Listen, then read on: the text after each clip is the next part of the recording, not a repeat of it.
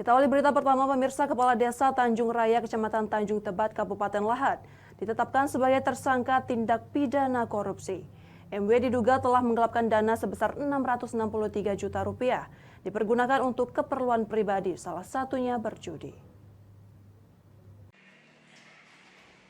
Kejaksaan Negeri Lahat resmi menetapkan tersangka terhadap Kepala Desa berinisial MW, Kades Tanjung Raya, Kecamatan Tanjung Tebat, Kabupaten Lahat. Kepala Kejaksaan Negeri Lahat menjelaskan pihaknya telah memeriksa 35 saksi dan mengumpulkan bukti. Dengan lengkapnya saksi dan bukti, maka Kades MW bisa ditetapkan sebagai tersangka tindak pidana korupsi dan langsung diinapkan di Lapas Sukaratu Lahat. MW melakukan penyimpangan dana desa tahun anggaran 2020 sebesar 663 juta rupiah dengan modus melakukan belanja modal fiktif dan pekerjaan fisik yang tidak dilaksanakan seluruhnya.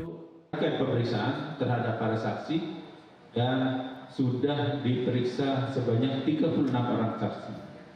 Dan kami juga sudah mendapatkan hasil perhitungan kerugian negara yang dilakukan oleh tim auditor.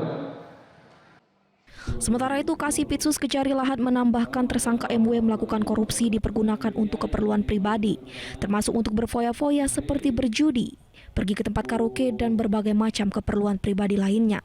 Selain itu, pihaknya juga mengejar aset tersangka MW yang diduga didapatkan dari tindak pidana korupsi. Kami lakukan, didapatkan tentang fakta